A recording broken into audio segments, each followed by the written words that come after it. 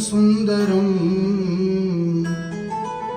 प्रसयन्दनमदगन्धलुब्धमधुपाव्यालोलगण्डस्थलम्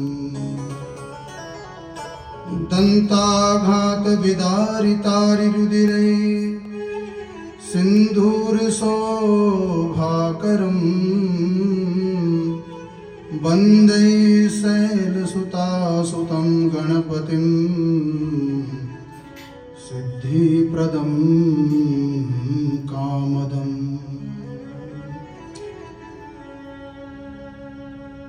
बंसी विभूषितकरान्नवनीर्धाभात् पीताम्बरादरुणबिम्बफलाधरोष्टात् पूर्णेन्दुसुन्दरमुखादरविन्दनेत्रा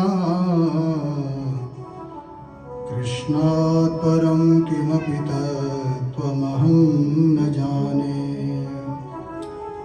कृष्णत्वदीयपदपङ्कजपञ्जरान्ते अद्यैव मे विशतु मानसराजहंस।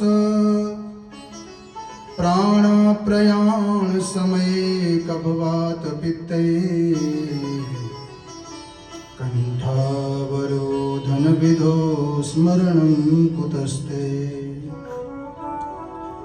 अस्ति स्वस्तरुणी कराग्रविगलत्कल्पप्रसूप्नावृतम् वस्तु प्रस्तुत वेणुनादलहरी निर्वाण निर्व्याकुलम्। स्रस्ता स्रस्ता निबद्धनि विबिलसद्गोपी सहस्रावृतम् हस्तन्यस्तनतापवर्गमखिलो दारं किशोराकृति।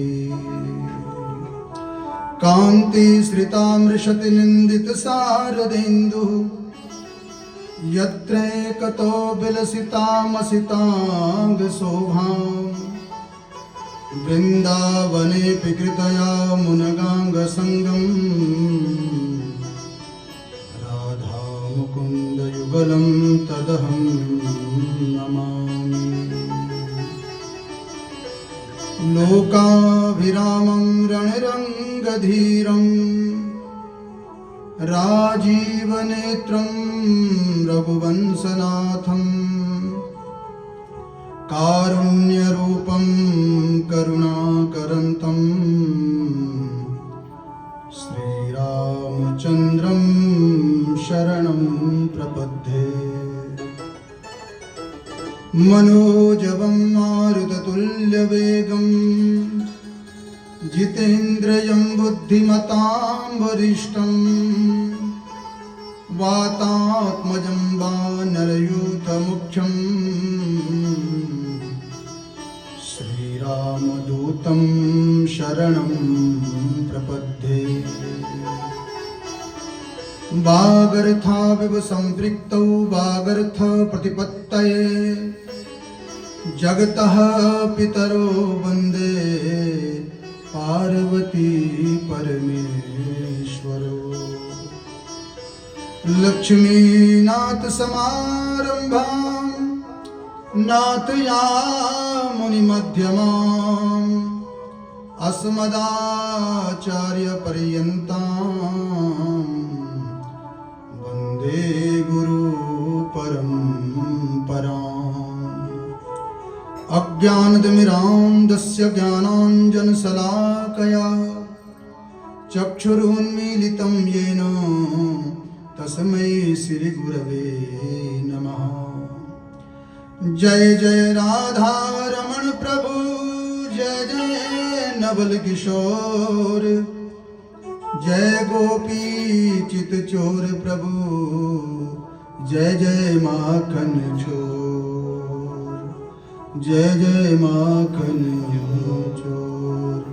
राधे राधे गोविंद गोविंद राधे राधे राधे गोविंद गोविंद राधे राधे राधे गोविंद गोविंद राधे राधे राधे गोविंद गोविंद राधे गोविंद राधे गोपाल गोविंद राधे गोपाल राधे गोविंद राधे गोपाल राधे गोविंद राधे गोपाल राधे गोविंद राधे गोपाल राधे गोविंद राधे गोपाल राधे राधे राधे गोविंद गोविंद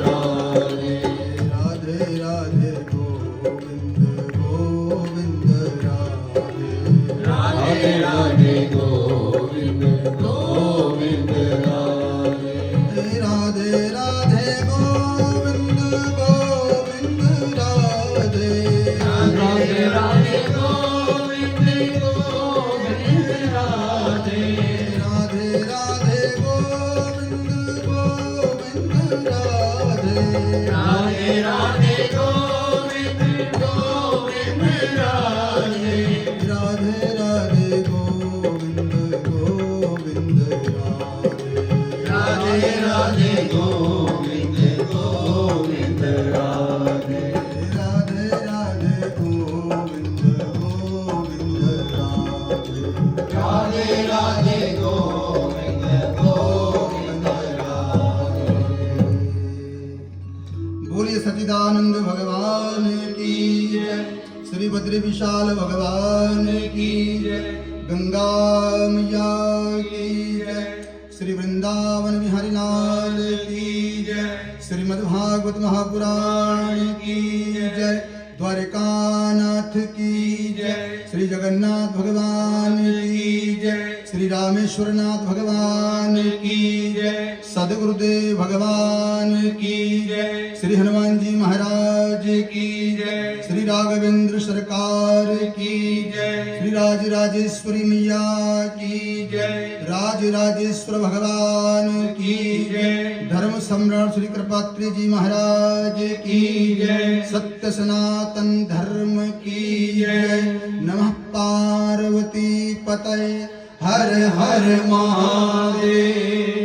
जय जय श्री राधे श्याम, जय जय श्री राधे श्याम, जय जय श्री राधे श्याम।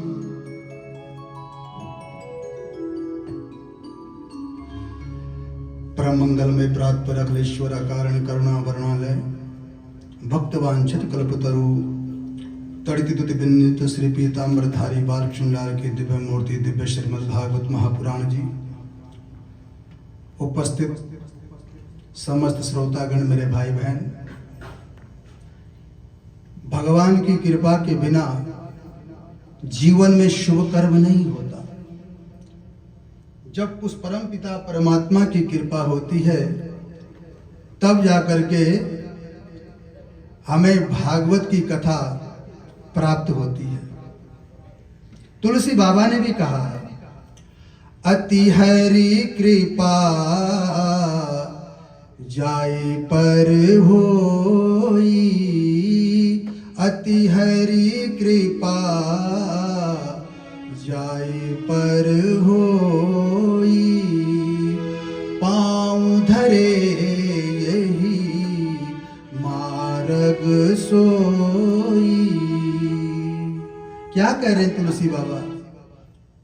कह रहे हैं कि जिस पर अति हरि कृपा जाय पर होई, जिस पर परमपिता परमात्मा की कृपा होती है, वही व्यक्ति वही मानव जो है इस राह पर आता है, इस मार्ग पर आता है। बिना प्रभु की कृपा से जो है भागवत की कथा सुलभ नहीं, सत्संग सुलभ नहीं। सत्संग, सत्संग का अर्थ क्या है? सत कौन है? परमात्मा। अभी भागवत के मंगलाचरण में जो है भगवान का स्वरूप परिचय दिया जाएगा, तो उसमें जो है सत्य संग, सत्य माने परमात्मा। सत्य क्या है? परमात्मा है। त्रिकाला वाद्यतम सत्यतम, जो तीनों काल में विद्यमान रहे, वर्तमान काल, भूतकाल, भविष्य काल, प्रेजेंट, पास्ट, फ्यूचर, जो तीनों काल में विद्यमान रहे वो है परमात्मा। तो सत्संग, जब भी हम सत्संग करें तो समझ लो हम भगवान का संग कर रहे हैं, क्योंकि सत्य तो केवल परमात्मा है, हम सब सत्य नहीं है, संसार जो है सत्य नहीं है। तो जब भी जीवन में सत्संग मिले तो समझना ये हमारे पूर्व किए हुए पुण्यों का प्रताप है। पुण्य किए जो हमने पिछले जन्म में अच्छे कर्म किए, उन कर्मों का जो है ये प्रताप है जब जीवन में सत्संग मिले। तो मेरे भाई बहन, हम बड़े भाग्यशाली हैं कि जो कि इस घोर कलिकाल में, और वो भी कहाँ, कनाडा देश में, अपनी संस्कृति को हम यहाँ बचाए हुए हैं। हमारे जीत शर्मा जी और उनकी पत्नी आशा बहन जी बड़े भाग्यशाली हैं, पुण्यशाली हैं, जो कि अपने भारत भूमि को छोड़ करके भी अपने संस्कार और संस्कृति को जो है यहाँ बचा रखा है। ये बहुत बड़ी बात है, ये कोई छोटी मोटी बात नहीं है, ये बहुत बड़ी बात है भाई। तो आइए, क्योंकि समय भी हमारे पास कम है, तो भागवत जी की तरफ चलें। जब तक हम किसी से परिचित ना हो तब तक जो है प्रेम नहीं होता। जाने बिन न होय प्रतीति, जब तक जान पहचान नहीं होती तब तक प्रेम नहीं होता। तो आओ पहले भागवत जी से हम आपका परिचय कराएं कि भागवत है क्या।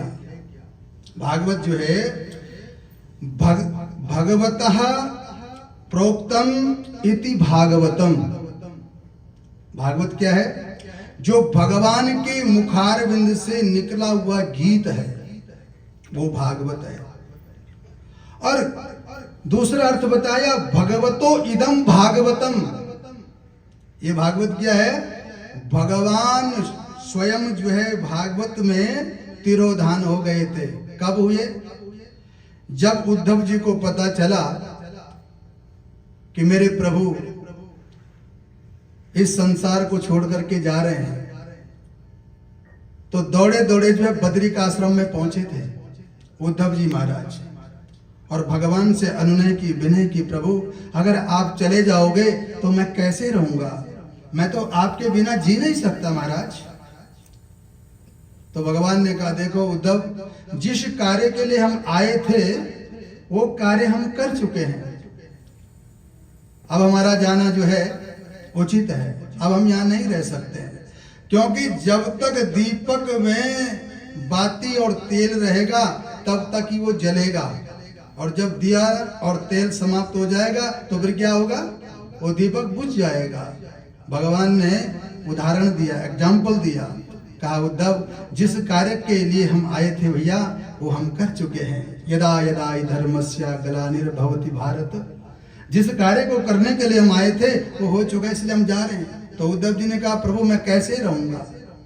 तो जैसे भगवान राघवेंद्र सरकार ने भरत जी को अपने चरण पादुका दी थी, उसी प्रकार भगवान ने कहा, भैया अगर तुम्हें मेरी दर्शनों की आवश्यकता पड़े, अगर तुम मेरे दर्शन नित्य निरंतर करना चाहते हो, तो लो मैं अपने शरीर को जो है श्रीमद् भागवत में तिरोधान कर देता हूं, मैं श्रीमद् भागवत बन जाता हूं। तेनेयम वांगमयी मूर्ति प्रत्यक्ष कृष्ण एवही।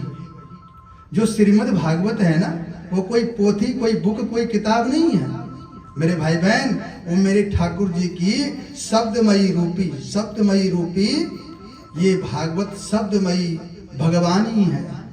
बोले भागवत भगवान की। तो इस प्रकार से जो है ये क्या है? भगवान का ही स्वरूप है, वांगमय स्वरूप, शब्दमयी रूप स्वरूप भगवान कृष्ण का, प्रत्यक्ष कृष्ण एवं। तो इसलिए कहा भगवतो इदम भागवतम। ये भागवत क्या है? ये भगवान स्वयं ही भागवत है। कल युग में अगर जिसने कृष्ण महाराज के दर्शन करने हैं, तो अगर वो भागवत जी के दर्शन कर ले तो समझ लो उसने भगवान कृष्ण के दर्शन कर लिए। और भगवतः प्रोक्तम इति भागवतम, ये भगवान के मुखार बिंदु से सबसे पहले जो वक्ता हैं भागवत के, अब आगे प्रसंग सुनोगे तो सबसे पहले जो वक्ता है भगवान आदि नारायण है। भगवान नारायण ने किसको सुनाई ये कथा? ब्रह्मा जी को। द्वितीय स्कंद में आएगा प्रसंग। और ब्रह्मा जी ने नारद को, और नारद ने व्यास जी को, और व्यास जी ने अपने पुत्र सुखदेव जी को, तब जाकर के परीक्षित तक ये कथा आई। तो इसलिए भगवान के मुखार बिंद से गाया हुआ ये गीत है, ये मंत्र है। इसलिए ये भगवान ही स्वयं है। तेने यम वांगमयी मूर्ति प्रत्यक्षा कृष्ण एव ही। ये कोई पुस्तक नहीं, ये कोई किताब नहीं, ये कोई बुक नहीं, ये तो भगवान का वांग्मय स्वरूप है। जो भागवत को कोई किताब समझता है, पुस्तक समझता है, वो जो है बहुत बड़ा पाप करता है। इसलिए हमेशा जो है भगवान के दर्शन करने हैं तो भागवत जी के जिसने दर्शन कर लिए, समझ लो भगवान कृष्ण के दर्शन हो गए। इस प्रकार से भगवान का ही स्वरूप है। तो आओ हम पहले भगवान को प्रणाम करेंगे। सबसे पहले कि सच्चिदानंद रूपाया विश्वोत्पत्त्यादि हेतवे तापत्रय विनाशाय श्री कृष्णाय वयं नुमः।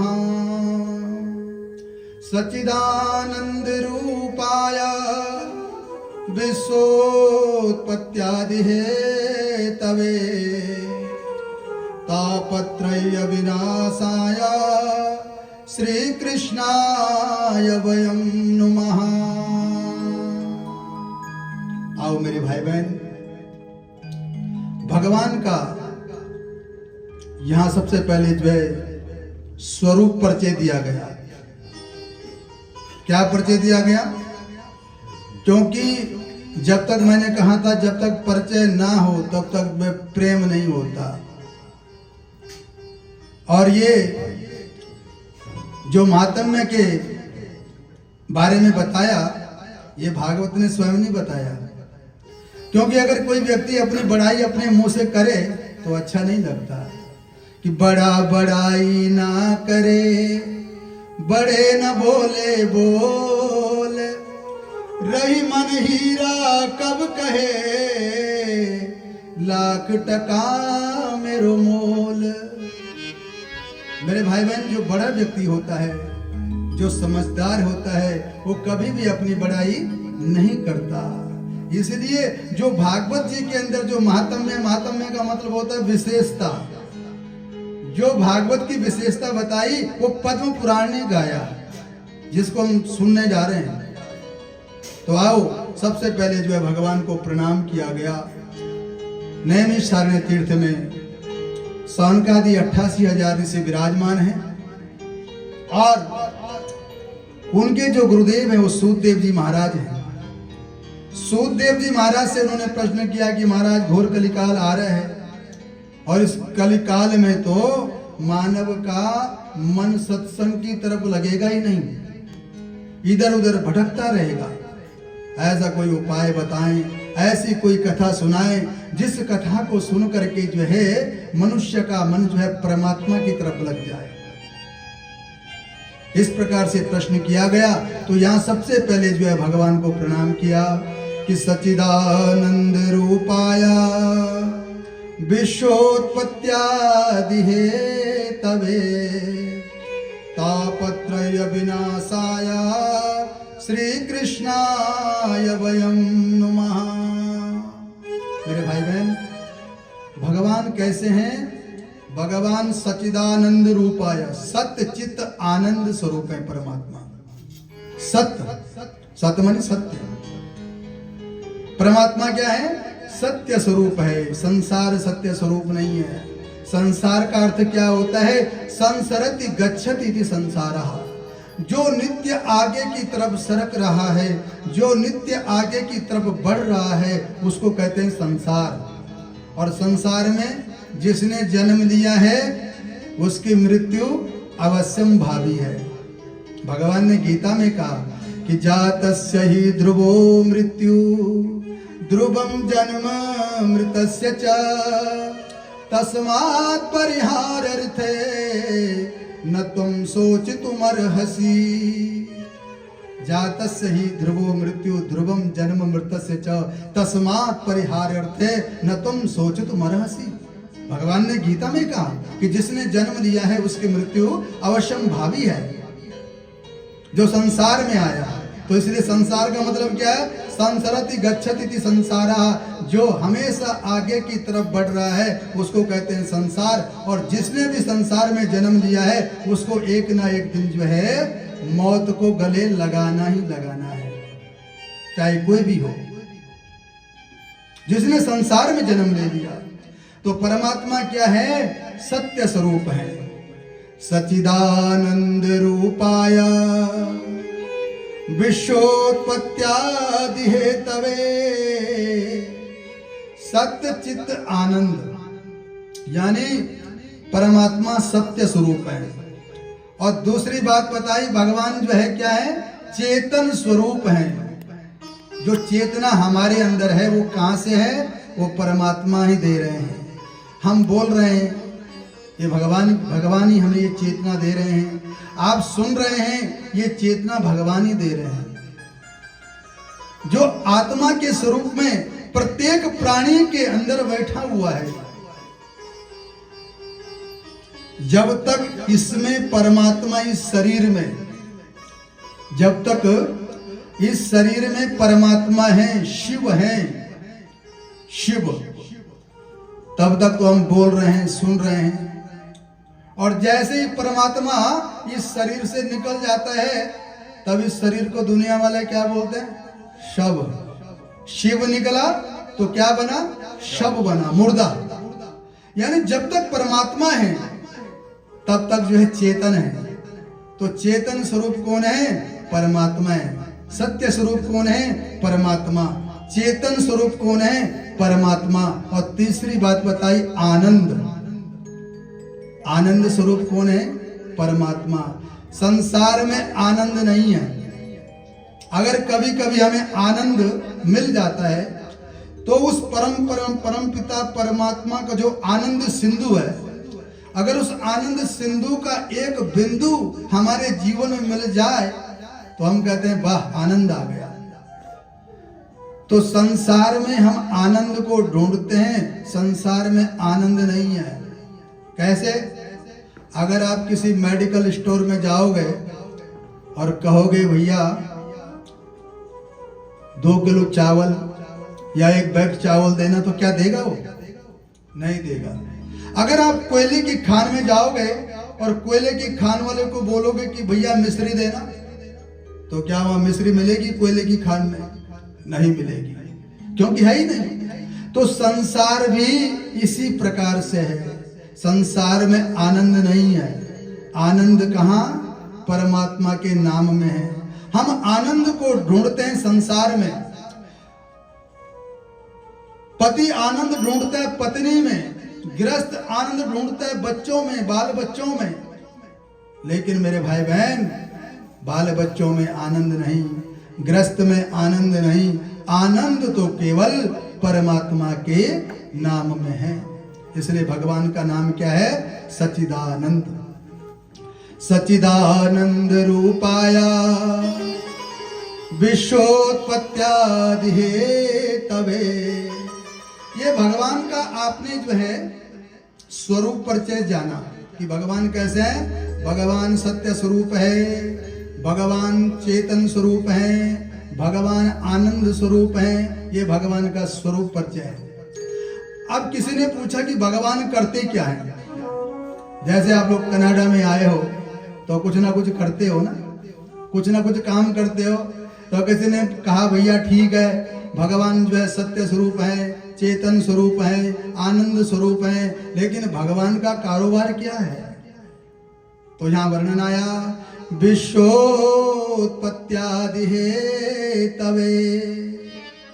भगवान जो है इस संसार को बनाते हैं। क्या करते हैं? भगवान का कितना बड़ा कारोबार है। भगवान इस संसार को बनाते हैं। विश्वोत्पत्त्यादि हेतवे विश्व को बनाते हैं, संसार को बनाते हैं। फिर क्या करते हैं? इस संसार का लालन पालन करते हैं। क्या करते हैं? इस संसार का लालन पालन करते हैं, और जब गड़बड़ देखते हैं तो फिर इसका लय भी कर देते हैं। विश्वोत्पत्त्यादि हितम्, संसार को बनाते हैं, संसार का लालन पालन करते हैं, और जब गड़बड़ होती है तो भगवान जो है इसका लय भी करते हैं। जैसे गॉड बोलते हो ना, जनरेटर, ऑपरेटर, ये ब्रह्मा जी क्या करते हैं? ब्रह्मा जी सृष्टि को बनाने वाले हैं। भगवान नारायण इस सृष्टि का पालन करने वाले हैं, और भगवान शंकर जो है इस सृष्टि को लय कर देते हैं। तो इस प्रकार से भगवान का ये कारोबार बताया, भगवान ये कार्य करते हैं। अरे तापत्रय विनाशाय श्री कृष्णाय वयं नुमः। अगर किसी ने कहा कि जब भगवान इस सृष्टि को बनाते हैं तो फिर इसका लालन पालन करते हैं, तो अंत में संहार क्यों कर देते हैं, मारते क्यों हैं? तो कई संतों ने अपने मतानुसार कहा, विद्वानों ने, कि देखो जैसे किसान होता है तो किसान क्या करता है? फसल बीजता है। सकल फसल जब बीजता है तो फसल की देखभाल करता है, उसकी निगरानी करता है, उसको पानी देता है समय समय पर, उसकी गुड़ाई निगाई सारा कुछ करता है। और जब वही फसल पक जाती है तो वही किसान क्या करता है? दाती लेकर के जो है उस फसल को काट देता है। तो भगवान का भी यही कार्य है, जैसे वो किसान करता है ना, वैसे ही भगवान का भी यही कार्य है। ये संसार, जैसे बच्चे छोटे छोटे घर बनाते हैं मिट्टी के, हम भी खेले बचपन में, तो जिस खिलौने से बच्चों का मन भर जाता है, पहले खूब खेलेंगे, खूब प्यार करेंगे उस खिलौने से, और जैसे ही उस खिलौने से मन भर जाता है तो लात मार के उसको तोड़ देते हैं। तो जैसे छोटे छोटे घर बनाया करते थे मिट्टी के, पहले उनके साथ खूब खेले, और फिर जब मन भर जाता उन घरों से, फिर उसे जो है तोड़ देते हैं। तो मेरे भाई बहन, भगवान का भी यही कर्म है। जैसे बच्चों का मन जब भर जाता है खिलौनों से तोड़ देते हैं, वैसे ही भगवान करते हैं। जैसे वो किसान फसल को पहले देखभाल करता है, फिर जो है जब उस फसल पक जाती है फिर उसको काट देता है। तो इसी प्रकार से भगवान का ये कार्य है। और तीसरी बात बताई, तापत्रय विनाशाय श्री कृष्णाय वयं नुमः। तीन बुखार जो है सभी को चढ़े होते हैं, तापत्रय, आदि दैविक, आदि भौतिक और आध्यात्मिक। इस बुखार से जो है, तीन बुखार जो हैं, हर एक व्यक्ति जो है प्रताड़ित है इनसे। आदि दैविक, जैसे देवताओं के द्वारा जैसे पकी हुई फसल पर ओला वृष्टि हो जाना, भूचाल आ जाना, ये देवताओं के द्वारा दुख है। और आदि भौतिक, जो संसार से हमें दुख मिलता है, ये भी दुख ही है ना। संसार का व्यक्ति जो है ऐसा बोल देगा कि फलाना व्यक्ति ऐसा है, तो अगर जब हमें पता चलेगा तो दुख होगा। और एक जो है, एक दुख होता है वो हमारे अंदर से ही प्रकट होता है और हमारे अंदर ही छुप जाता है। जैसे रात्रि में खूब गहरी नींद आई, हमें सोए हुए हैं, अगर किसी का कारोबार सही नहीं चल रहा है, कोई टेंशन है, तो रात्रि को नींद खुली, फिर उस कार्य की तरफ मन गया, परेशान हो गया कि क्या होगा, क्या करूं। तो इस प्रकार से जो है वो हमारे अंदर से ही वो दुख प्रकट होता है और हमारे अंदर ही वो समाप्त हो जाता है। इस प्रकार से तीन प्रकार के दुख बताए शास्त्रों में, आदि दैविक, आदि भौतिक और आध्यात्मिक।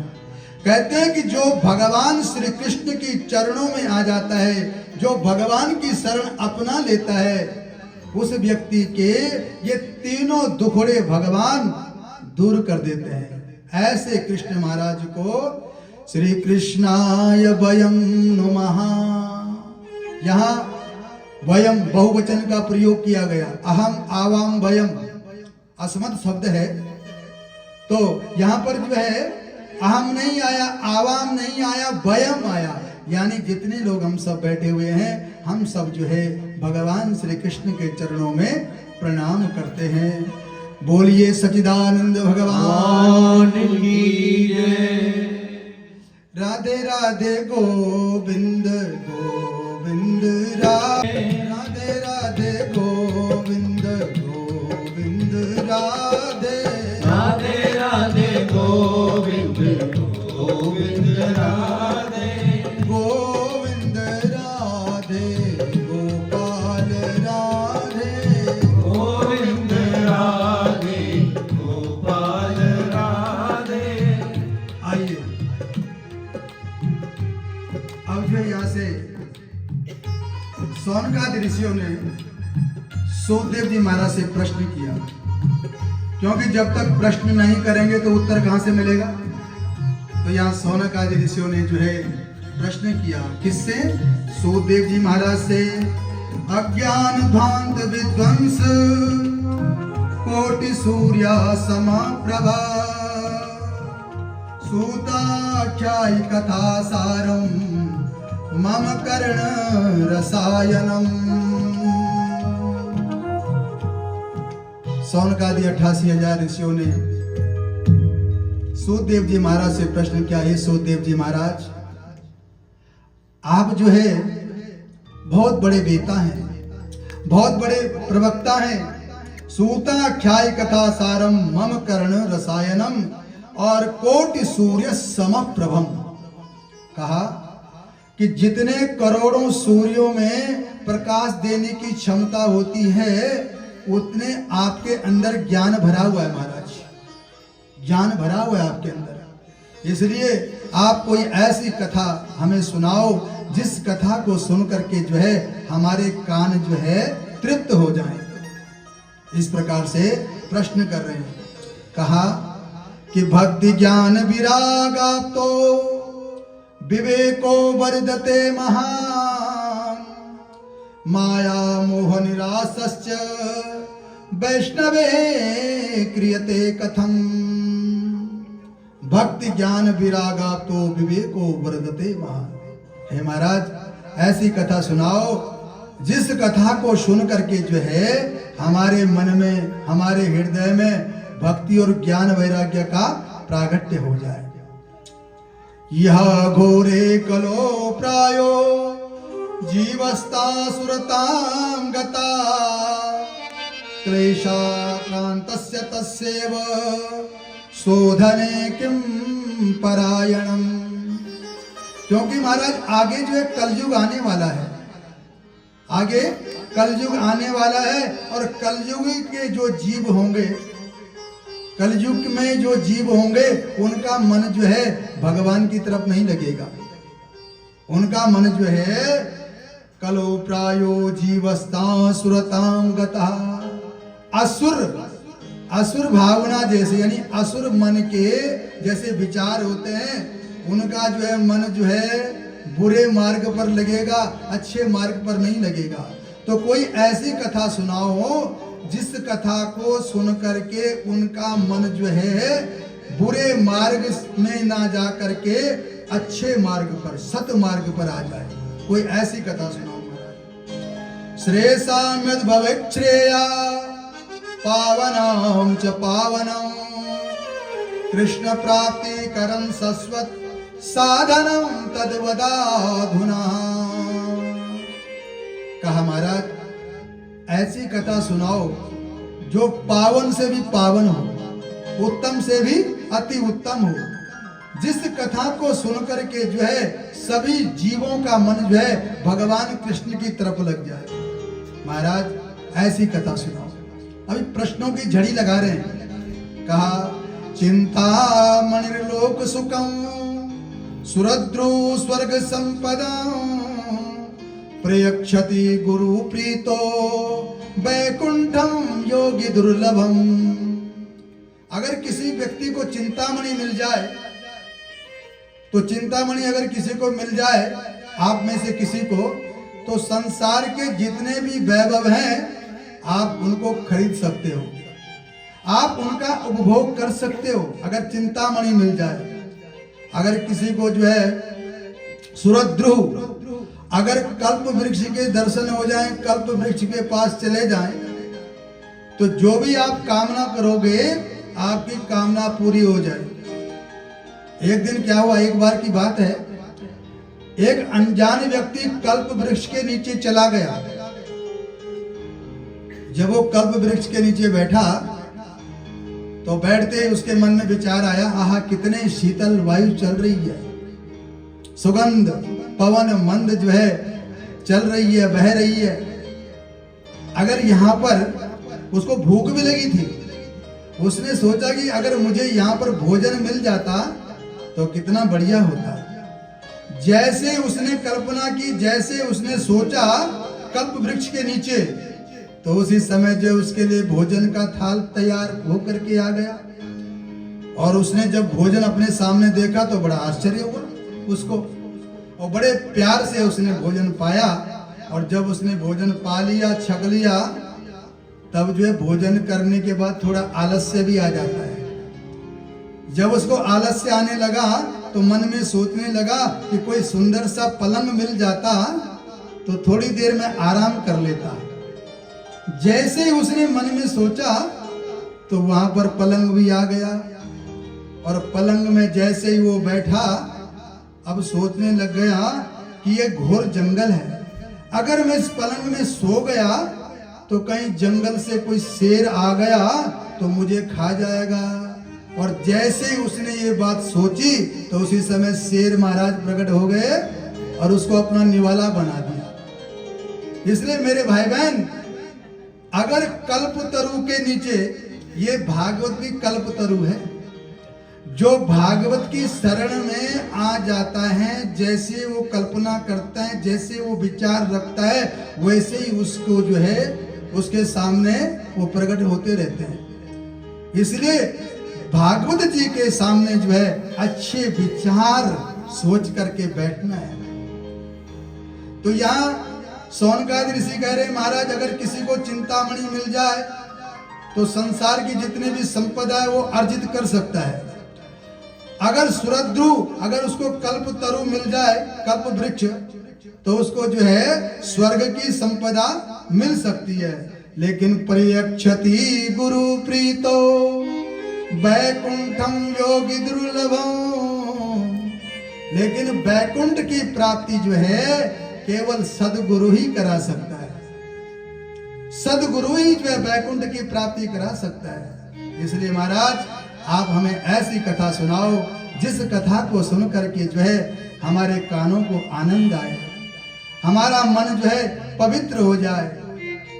जब इस प्रकार से सूतदेव जी महाराज ने सौनकादि 88 ऋषियों के प्रश्न सुने तो कहने लगे, प्रीति सौनक चित्ते हतो बचमी विचार्य च सर्व सिद्धांत निष्पन्नम संसार भयनाशनम भक्त्योग वर्धनम यच्च कृष्ण संतोष हेतुकम तदहं ते विदास्यामि सावधान तया शृणु।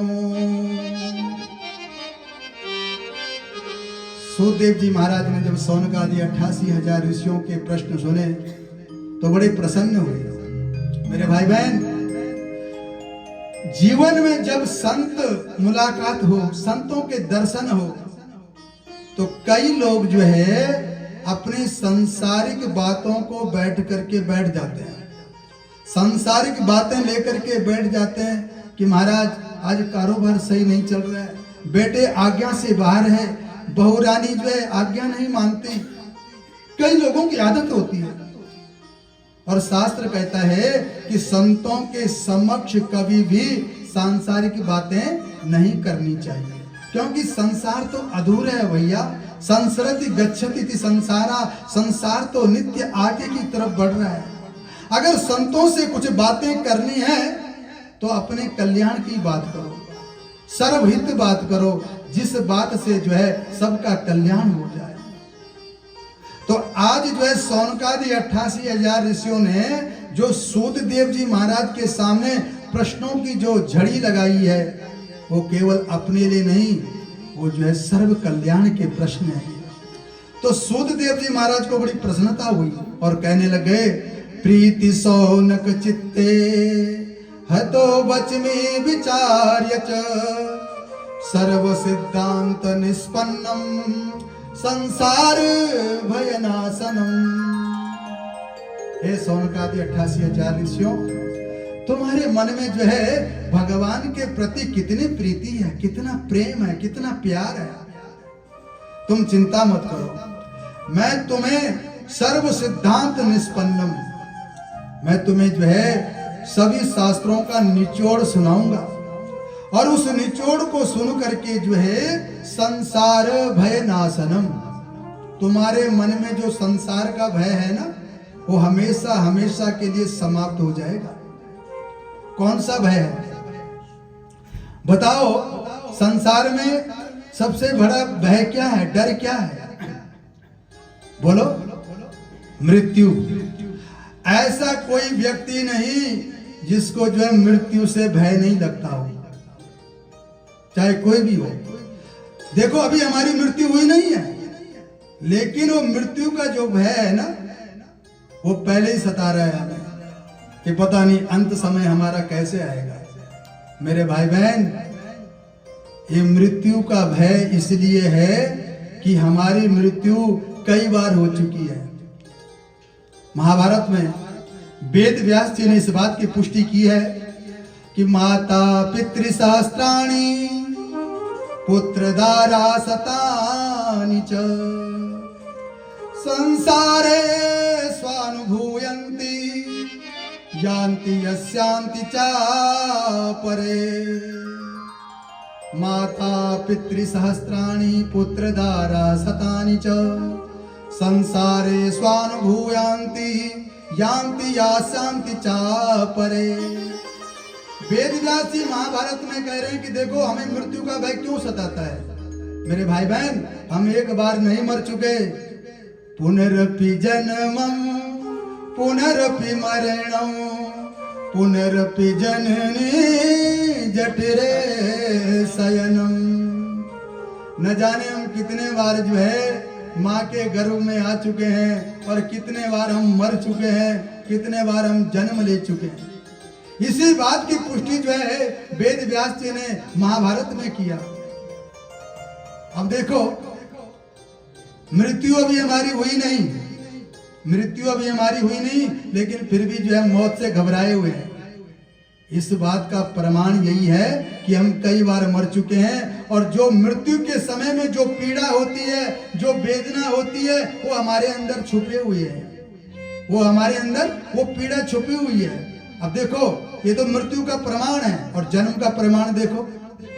जब हमने अपने माँ के गर्भ से जन्म लिया, जब बच्चा जन्म लेकर के आता है माँ के गर्भ से, तो वो बच्चा अबोध होता है। हम सब अबोध थे, हमें कुछ पता नहीं था। जिस माँ ने हमें जन्म दिया, यहाँ तक कि हम उस माँ को पहचानते भी नहीं है। लेकिन मेरे भाई बहन, जैसे ही माँ अपना दूध, अपना स्तन बच्चे के मुख में डालती है, तो वो बच्चा पीना शुरू कर देता है। बच्चे को हर बात सिखानी पड़ती है, लेकिन दूध पिलाना उसको सिखाना नहीं पड़ता, क्योंकि न जाने हम कितने बार माताओं का दूध पी चुके हैं और वही याददाश्त हमारे मन में छुपी हुई है। अंतःकरण चतुष्टया, जो ये मन बुद्धि चित्त अहंकार है, आत्मा अजर अमर है, शरीर में परिवर्तन है, क्योंकि शरीर का संबंध किसके साथ है? संसार के साथ। और आत्मा का संबंध किसके साथ है? परमात्मा के साथ। इसलिए संसरति, शरीर का संबंध संसार के साथ है, इसलिए संसार अधूरा है और शरीर भी परिवर्तनशील है और संसार भी परिवर्तनशील है। और आत्मा का संबंध परमात्मा के साथ है, इसलिए आत्मा का ना जन्म होता है और ना ही मृत्यु होती है। जिसका जन्म ही नहीं होता, उसकी मृत्यु कहां से आएगी? तो इसलिए ये जो मृत्यु और जन्म का जो भय है जीवन में, आज सूतदेव जी महाराज कह रहे हैं कि कि हम तुम्हें ऐसे सभी शास्त्रों का निचोड़ सुनाएंगे जिससे जो है तुम्हारे अंदर जो जन्म और मृत्यु का जो भय है वो हमेशा हमेशा के लिए समाप्त हो जाएगा। अरे भक्त्योग वर्धनम यच्च कृष्ण संतोष हेतुकम। और ऐसी कथा सुनाऊंगा जिससे तुम्हारे मन में जो है भक्ति देवी उछाला मारेगा, और भक्ति से जो है परमात्मा रीझ जाते हैं। भक्ति से ही परमात्मा प्रसन्न होते हैं। भगवान जो तुम्हारा शरीर नहीं देखते, तुम्हारे वस्त्र नहीं देखते, तुम्हारे गले में हार पहने हुए वो नहीं देखते। भगवान क्या देखते हैं? भाव देखते हैं, तुम्हारे मन की भक्ति देखते हैं, तुम्हारे मन की शुद्धि देखते हैं। इसलिए मेरे भाई बहन, यहाँ सूतदेव जी महाराज कहते हैं कृष्ण संतोष हेतुकम। मैं तुम्हें ऐसी कथा सुनाऊंगा जिस कथा को सुन करके जब तुम उस कथा को सुनोगे, मनन करोगे, तो भगवान जो है तुम्हारे ऊपर रीझ जाएंगे, प्रसन्न हो जाएंगे। लेकिन यहाँ एक शर्त रखी, एक शर्त रखी। क्या शर्त रखी? कि तदहं ते विदास्यामि सावधानतया शृणु। वैसी कथा मैं तुम्हें सुनाऊंगा जिस कथा के बारे में मैंने अभी अभी वर्णन किया, उस कथा को मैं तुम्हें सुनाऊंगा, लेकिन मेरी एक शर्त है। बोले महाराज क्या शर्त है? कि सावधानतया शृणु। तुम्हें इस कथा को जो है सावधान मन से सुनना होगा। ऐसा नहीं कि तन हमारा जो है कथा पंडाल पर बैठा हो और मन हमारा घरों में घूम रहा हो, है ना? कई लोग होते हैं, कई लोगों का तन जो है कथा पंडाल पर होता है लेकिन मन जो है बाजार में घूमता रहता है, अनेक प्रकार की वस्तुओं को खरीदता रहता है ना मन। मेरे भाई बहन, कथा का आनंद तब आएगा जब हम कथा में बैठ करके मन से ध्यान से कथा को सुनेंगे। एक बार एक नाविक ने भांग का नशा कर रखा था। किस चीज का नशा? भांग का नशा कर रखा था। और उसने जो है गोकुल से मथुरा जाना था, या मथुरा से गोकुल जाना था उसे। तो आपने देखा होगा घाट के साथ एक रस्सी होती है, और रस्सी से जो है रात्रि के समय में नाव को बांधा जाता है घाट के साथ। तो उस व्यक्ति ने, उस नाविक ने भांग का नशा कर रखा था, रात्रि का समय था। वो अपनी नाव में आकर के सवार हो गया, उसने चाबुक लिया और पानी में जो है उस नाव को पानी में चलाने लग गया। मेरे भाई बहन, सारी रात वो उस नाव में बैठा रहा और वो चाबुक चलाता रहा। जब प्रातः काल हुआ, जब सूर्य भगवान उदय हुए, तो उसने और नाविकों से पूछा कि भैया, मैं सारी रात से इस नाव को चला रहा हूं लेकिन अभी गोकुल नगरी नहीं आई। तो जो अन्य नाविक थे वो मुस्कुराने लगे, वो हंसने लगे। भैया, अगर तुम सारी रात क्या, अगर तुम सारे जीवन इसी तरह से नाव को चलाते रहोगे तो तुम्हारे जीवन में कभी गोकुल आने वाला नहीं है। उसने कहा भैया क्यों? तो उन्होंने कहा भैया, जिस घाट के साथ तूने नाव की जो रस्सी बांध रखी है, जब तक तुम उस रस्सी को नहीं खोलोगे तब तक तुम कैसे पहुंचोगे गोकुल में? बताओ। तो कहने का भाव क्या है? जब तक हमारी ये मन की रस्सी, हमारी भी मन की रस्सियां जो है कई के साथ बंधी हुई है, बच्चों के साथ, परिवार के साथ, दुकान के साथ, अनेक जगह जो इस मन की रस्सी हमने बांध रखी है। तो कहने का भावार्थ है, जब तक हम इस मन की रस्सी को संसार से नहीं खोलेंगे और परमात्मा के चरणों से नहीं बांधेंगे, तब तक जो है हम कभी भी परमात्मा की कथा में जा नहीं पाएंगे। इसलिए अगर कथा सुननी है तो सावधानतया शृणु, सावधान होकर के, सावधान किया। जैसे कोई व्यक्ति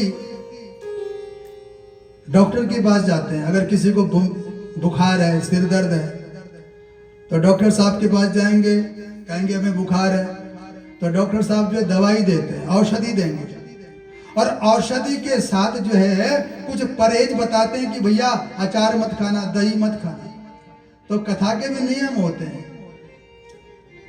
आपको भूख लगी है तो आपके सामने रसगुल्ला पड़ा हुआ है, तो रसगुल्ला जो है आपने हाथ में लिया, तो जब तक ये हाथ में रहेगा तब तक जो है पेट भरने वाला नहीं, भूख मिटने वाली नहीं। तो जब तक आप ये रसगुल्ला हाथ में लेकर के अपने मुख में नहीं डालोगे, पेट में नहीं जाएगा, तब तक आपकी भूख शांत होने वाली नहीं है।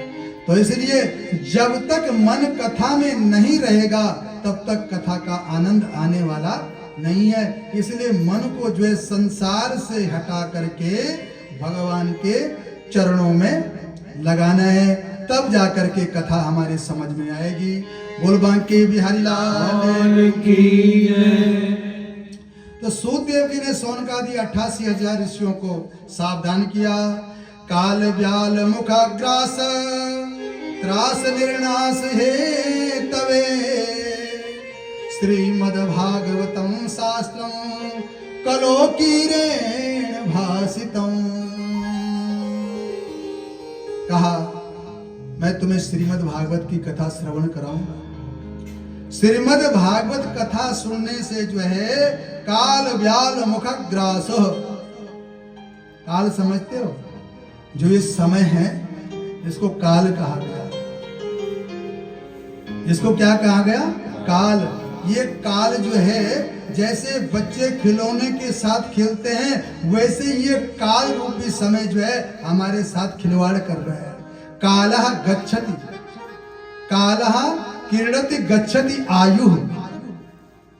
ये समय, ये जो काल रूपी जो समय है, ये हमारी आयु के साथ खेल रहा है। कालः क्रीडति गच्छति आयु, हमारी आयु जो है नित्य निरंतर जो है क्या हो रहा है? समाप्ति की तरफ जा रहे हैं। हम तो अपना जन्मदिन बड़ा धूमधाम से मनाते हैं, लेकिन ये पता नहीं कि 1 साल हमारा समाप्त हो गया। तो इसलिए कालः क्रीडति गच्छति आयु, समय व्यतीत हो रहा है, हमारी आयु जो है दिन प्रतिदिन जो है समाप्त हो रही है। तो यहाँ कहा काल व्याल मुखग्रास निर्नाश हेतवे। हम तुम्हें ऐसी कथा सुनाएंगे जिस कथा को सुन करके तुम्हें जो है काल का भय भी नहीं लगेगा। क्योंकि जो श्रीमद् भागवत सुन लेता है, भागवत जो है जीना सिखाती है, नहीं, भागवत जो है मरना सिखाती है, और रामायण जीना सिखाती है। अगर आपने जीने की कला सीखनी है तो रामायण को पढ़ना पड़ेगा। अगर तुमने मरने की कला सीखनी है तो भागवत की शरण अपनाना पड़ेगा, क्योंकि मरना सत्य है ना? मरना जो है सत्य है, क्योंकि एक ना एक दिन जो है सबके पास जो है मौत ने आना ही आना है। तो कहा श्रीमद्भागवतं शास्त्रं कलोकीरेण भासितं, एतस्मात् परं किंचित् मनः शुद्धेन विद्यते, जन्मांतरे भवेत् पुण्यं तदा भागवतं लभेत्। जन्मांतरे भवेत् पुण्यं तदा भागवतं लभेत्। सूतदेव जी महाराज सनकादि ऋषियों से कह रहे हैं कि जब जन्म जन्मांतर के कल्प कल्पांतर के पुण्य मनुष्य के उदय होते हैं, तब जाकर के दिव्य श्रीमद् भागवत की कथा प्राप्त होती है। और ये कथा जो है देवताओं को भी सुलभ नहीं है महाराज। देवता लोग भी इस कथा के लिए ललायित रहते हैं। कहा कि परीक्षित कथां वक्तुं सभायां संस्थिते सुके, सुधा कुंभं गृहीत्वैव देवास्तत्र समागमन्।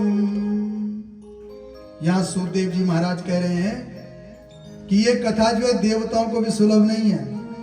प्रसंग सुनाया कि जब परीक्षित को ये पता चला कि मुझे 7 दिन मिले हैं, जब श्रृंगी ऋषि द्वारा स्थापित हुए तो पता चला कि 7 दिन मिले हैं, तो उन्होंने जो है अपना मन संसार से हटा करके गंगा के किनारे चले गए और उनको वहां सदगुरु मिले, सुखदेव स्वामी मिले और उन्होंने कहा कि तुम चिंता मत करो, प्रसंग आगे आएगा, वो मैं संक्षेप में बता रहा हूं क्योंकि अभी भूमिका बन रही है, अभी जो कथा की भूमिका बन रही है, अभी तो हम केवल टेलर दिखा रहे हैं आपको। तो सुखदेव स्वामी ने सांत्वना दी, परीक्षित को तुम चिंता मत करो, हम तुम्हें भागवतामृत पान करवाएंगे जिससे तुम्हारे जीवन से मृत्यु का भय हमेशा हमेशा के लिए चला जाएगा। और इस बात का पता जब देवताओं को पता चला कि देवता लोग तुरंत जो है अमृत का कलश लेकर के गंगा के किनारे पहुंचे और उसी समय जो है आज सुखदेव जी को प्रणाम करने लग गए। सुखम नत्वा बदन सर्वे स्वकार्या कुशला सुराः कथा सुधाम प्रयच्छस्व गृहीत्वेव सुधामिमा। आज जो है इंद्रादि देवता अमृत का कलश लेकर के जहां पर सुखदेव स्वामी परीक्षित को भागवतामृत पान करवाने जा रहे थे पहुंचे, नत्वा प्रणाम किया, सुखम नत्वा बदन सर्वे, सभी देवताओं ने सुखदेव स्वामी को प्रणाम किया और कहने लगे महाराज हमने सुना है कि परीक्षित जो है 7वें दिन यहाँ से चले जाएंगे, तो इसलिए हम लोग इनके लिए अमृत लेकर के आए हैं, आप जो है परीक्षित को अमृत पान करा दें और ये जो है अजर अमर हो जाएंगे, इनको मरना नहीं पड़ेगा, और जो आप इनको भागवतामृत पान करवा रहे हैं वो हमें दे दीजिए। जब इस प्रकार से सुखदेव स्वामी से देवताओं ने कहा तो सुखदेव जी को बड़ा आश्चर्य हुआ। सुखदेव स्वामी कहते हैं स्वकार्या कुशला सुराः, अपने कार्य को करने के लिए देवता लोग बड़े चालाक होते हैं। देखो आज बिना बुलाए जो अमृत कलश लेकर के आए, और जब एक बार गरुड़ जी गए थे इनके पास तो गरुड़ जी ने बहुत अनुनय विनय की थी इंद्र से कि आप हमें अमृत दे दो, तब देवताओं ने नहीं दिया, क्योंकि विनिता कद्रू जो है सर्पों की मां का नाम है, और कद्रू ने जो है विनिता को अपनी दासी बना दिया था। तो एक बार गरुड़ जी ने पूछा मां तुम उदास क्यों रहती हो, तो विनिता ने सारी बात बताई। तो गरुड़ ने कहा कि इसका कोई उपाय है। विनिता ने कहा कि कद्रू की ये शर्त है, अगर कोई स्वर्ग से अमृत ले आए तो फिर मैं तुझे अपनी दासता से जो मुक्त कर दूंगा। तो जब इसे ये बात सुनी गरुड़ जी महाराज ने, तो गरुड़ जी तुरंत जो है स्वर्ग में गए इंद्र के पास, कहा मुझे अमृत चाहिए। तो उस समय इंद्र ने देवताओं ने गरुड़ जी को अमृत नहीं दिया, भगा दिया, अपना वज्र उठाया। और उसी बात को जो है आज सुखदेव स्वामी सोच रहे हैं कि गरुड़ भी एक बार गया था तो नहीं दिया, लेकिन आज जो है लगता है इनका बहुत बड़ा स्वार्थ है। स्वकार्या कुशला सुरा, इनके कार्य में जो है कोई स्वार्थ छुपा हुआ है। लेकिन सुखदेव जी समझ गए। सुखदेव जी ने राजा परीक्षित की तरफ इशारा किया, बोलो क्या चाहिए तुम्हें, देवताओं के द्वारा लाया गया अमृत चाहिए या भागवतामृत चाहिए। तो उसी समय परीक्षित ने कहा क्वा सुधा क्वा कथा लोके क्वा काचा क्वा मणिर्महान ब्रह्मरातो विचारेवं तदा देवांजहासः। सुखदेव स्वामी ने उन देवताओं से कहा देखो भैया, अगर तुम सीधा आते कथा में बैठ जाते तो कोई मना नहीं थी, लेकिन तुमने आते ही जो है बिजनेस किया, व्यापार की बातें की, इसलिए जो व्यापार करे वो कथा का अधिकारी नहीं हो सकता। और यहाँ परीक्षित से पूछा बोलो क्या चाहिए तुम्हें, तो परीक्षित ने कहा महाराज कहाँ ये अमृत जो है कांच और कहाँ ये भागवतामृत जो है मणि है, इसलिए मुझे देवताओं के द्वारा लाया गया अमृत नहीं पीना महाराज, हम तो आपके मुखारविंद से ही जो है भागवतामृत का पान कराएंगे। तो कहने का मतलब यह है कि देवता लोगों को भी ये कथा नहीं मिल पाई, जिस कथा को हम सुन रहे हैं। इसलिए तो देवता लोग लालायित रहते हैं कि कब जो है हमें मानव शरीर मिले और कब हम सद ग्रंथ गावा, बड़े भाग मानुष तन पावा, सुर दुर्लभ सद ग्रंथन गावा। ये जो मनुष्य शरीर जो हमें मिला है, इस शरीर को पाने के लिए देवता लोग भी ललायित रहते हैं। क्यों? क्योंकि 84 लाख प्रकार की योनियां बताई हैं। कितनी प्रकार की? 84 लाख प्रकार की योनियां। और इसमें जो है जो देवत्व योनि है वो भी भोग्य योनि है। जिसने अच्छे कर्म किए हैं उसको देवत्व मिल गया। और जब ये अपने कर्मों को भोग लेते हैं तो पुनः उनको वहीं स्वर्ग से यहीं आना पड़ता है। क्षीणे पुण्य मृत्यु लोके विशंति, गीता कहती है जब देवताओं के पुण्य क्षीण हो जाते हैं तो उनको भी यहीं आना पड़ता है, इसी धरती पर। तो देवता लोग भी कहते हैं कब हमें मनुष्य शरीर मिले और मनुष्य शरीर प्राप्त करके हम कब भगवान की कथा सुने। तो इसलिए मेरे भाई बहन, हम सब लोग बड़े भागी हैं कि जो मनुष्य शरीर पा करके भगवत चर्चा कर रहे हैं, भगवत कथा सुन रहे हैं। ये भगवान की कृपा भी है और ये हमारे पुण्यों का प्रताप है। तो यहाँ सुखदेव जी ने कहा जन्मांतरे भवे पुण्यम तदा भागवतम लभे। जब जन्म जन्मांतर के पुण्य एकत्रित होते हैं तब जो है मानव शरीर को ये श्रीमद् भागवत की कथा प्राप्त होती है। तो इस प्रकार से देवताओं को वहां से भगा दिया। किसने? सुखदेव जी महाराज ने। और जब सुखदेव स्वामी ने परीक्षित को ये कथा सुनाई तो 7वें दिन जो है परीक्षित महाराज मुक्त हो गए थे। और जब मुक्त हो गए, जब विमान पर ब्रह्मा जी ने देखा तो ब्रह्मा जी को बड़ा आश्चर्य हुआ।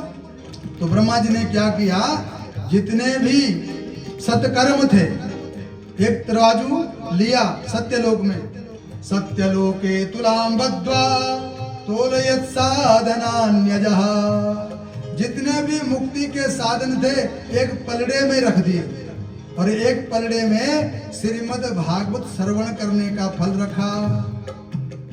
तो जिस पलड़े में श्रीमद् भागवत सुनने का फल रखा था उस पलड़े के आगे सारे के सारे पुण्य जो है हल्के पड़ गए। और उसी समय ब्रह्मा जी ने तीनों लोकों में ढिंडोरा पिटा दिया कि अगर जिसको मुक्ति चाहिए उसको जो है श्रीमद् भागवत की कथा श्रवण करनी चाहिए। नारायण नारायण नारायण नारायण नारायण